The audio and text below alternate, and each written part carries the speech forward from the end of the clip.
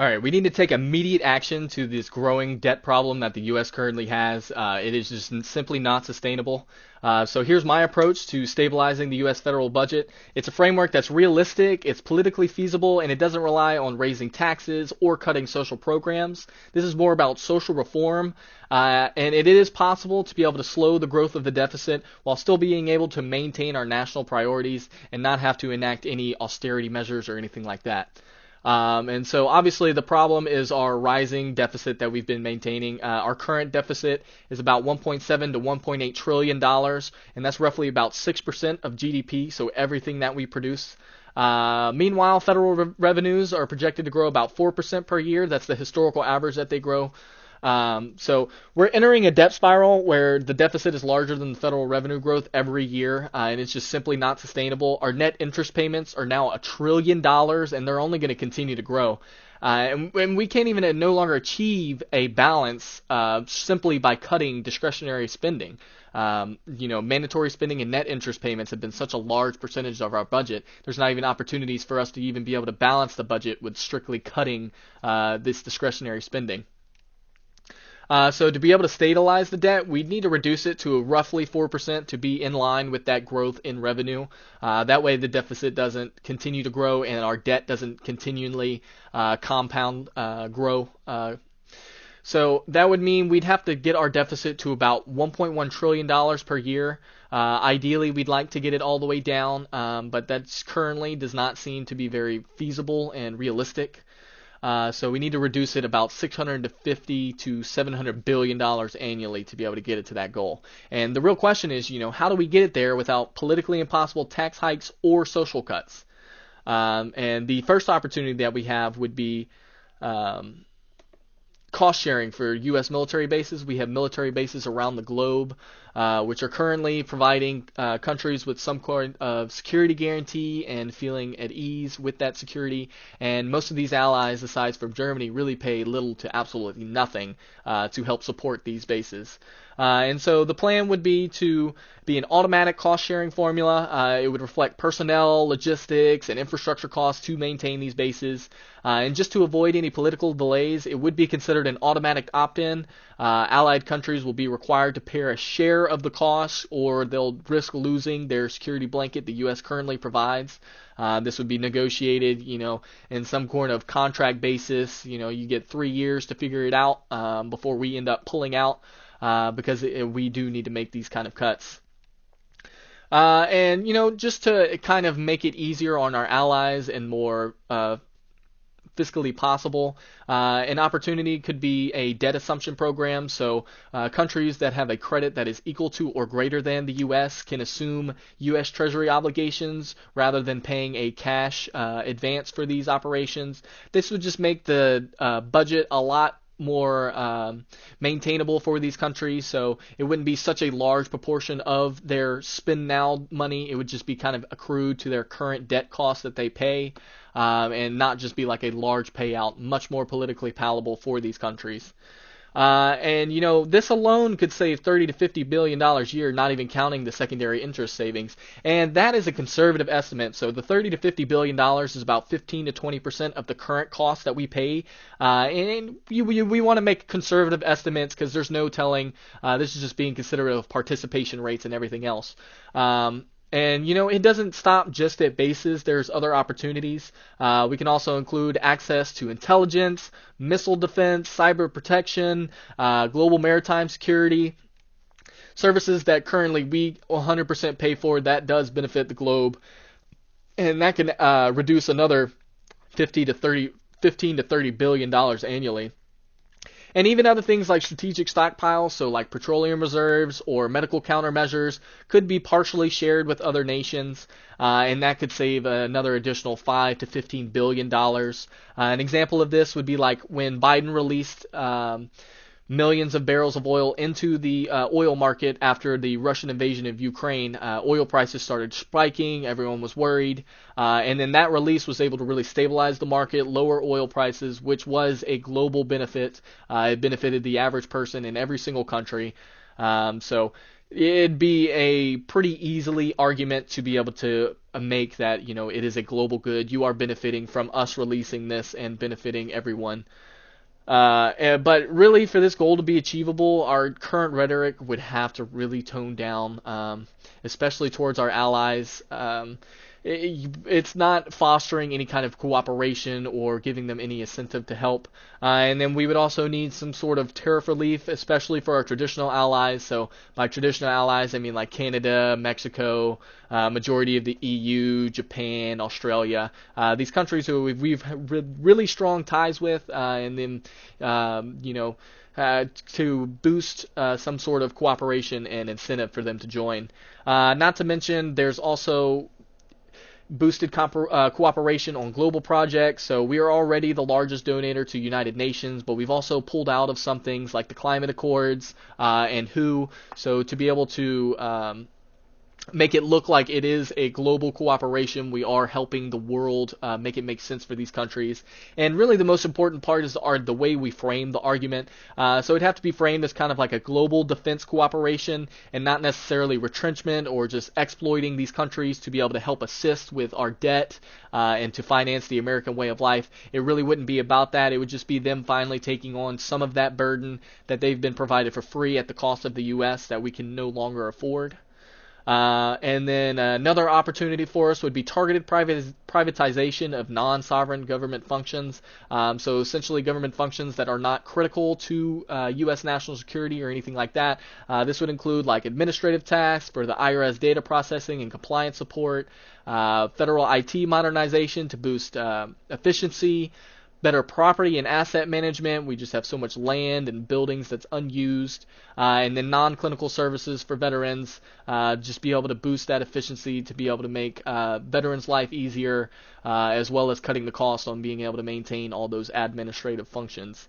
Now, I would like to point out for sure, when it comes to property and asset management, people are a little worried about federal land and everything being used. This would not include national parks or preserved land or anything like that. We have millions of acres of land that's currently being unused. We have a bunch of unused buildings that could be utilized in some form. And even if it is just to be able to maintain the cost, the cost that we currently pay to maintain these things, even if it was just something small like that, that would really go a long way. Now, of course, everyone is a little scared of privatization. They don't have the same goals as the government. So we'd have to really have some proper safeguards. So this would include like mandatory contract rotation. There is no automatic renewal for contracts. We would have an independent auditing organization. It would be conducted yearly. Those positions would also have to be rotated. That way, corruption can really be staved off. That's how we can stop this from being a corrupted organization. And then the federal government to retain ownership of all that data, just to give people an ease that their data is not being controlled and owned by these private companies. It is still owned by the federal government. They're just being assisted with the administrative tasks and things like that. And just with these things alone, we could save $30 to $60 billion annually, and then plus another 10 to 25 billion from better asset management. So being able to collect some sort of revenue, whether it's through leases or things like that of current unused government land and buildings. And then another opportunity would be domestic cost sharing and user-based fees. So some federal provided services benefit identifiable users, so it's easy to see who is benefiting from these, and it can be partially funded by them instead of by all of the taxpayers. So some of these systems include like GPS, missile warning, which could be like a subscription-based access. Obviously, the taxpayer already pays for these programs, so this wouldn't be any additional cost on the American people. This would be more directed towards international customers who currently enjoy these amazing programs for free and have benefited greatly from these. So it'd be a fairly easy argument to at least add some sort of cost sharing in these programs.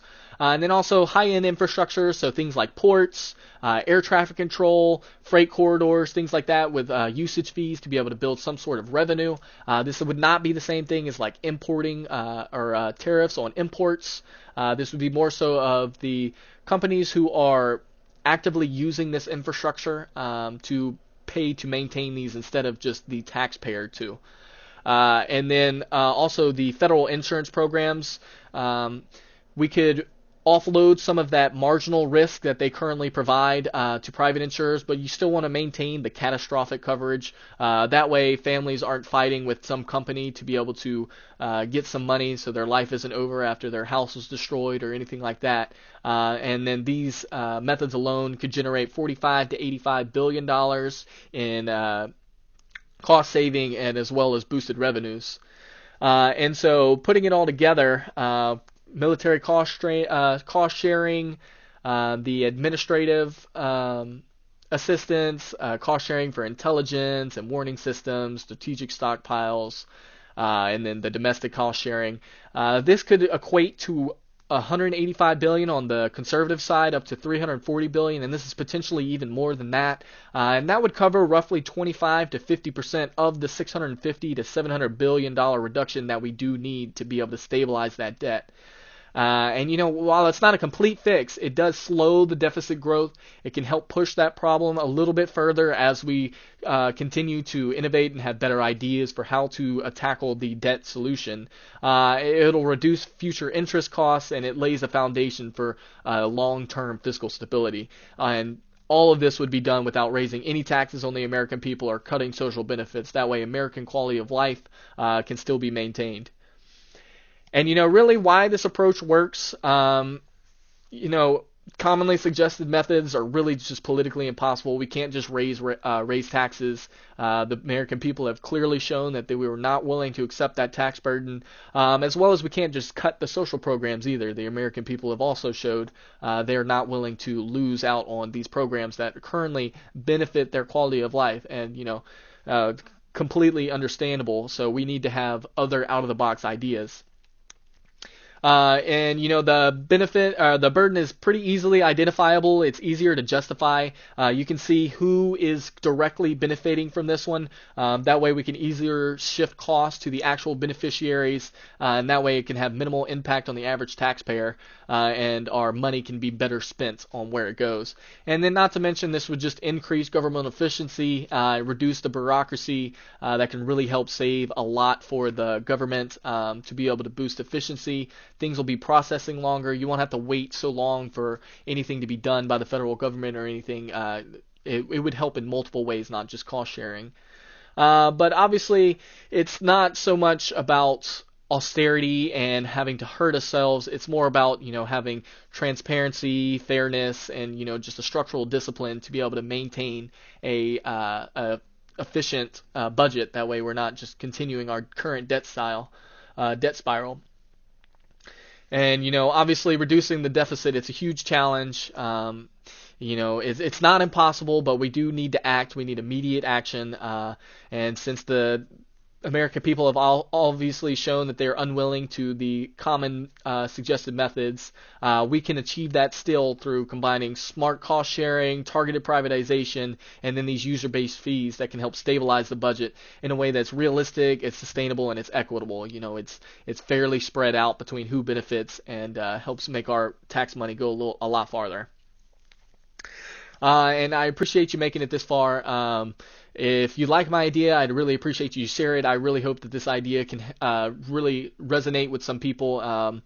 We really need to take immediate action, and it's obvious that we're not going to be making any type of tax hikes or austerity cuts. So we really need to have some sort of innovative way to make these kind of savings, and I believe that this is a first step to being able to get there.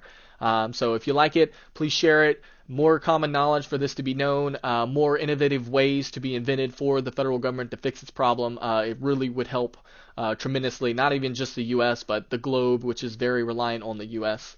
And then I also would appreciate a like, comment your opinion, comment anything that you think wouldn't work, potential better ways to fix the problem. I would love to hear it. And then, of course, subscribe for more. I have other content as well on my channel, and I do appreciate it. But thanks, guys.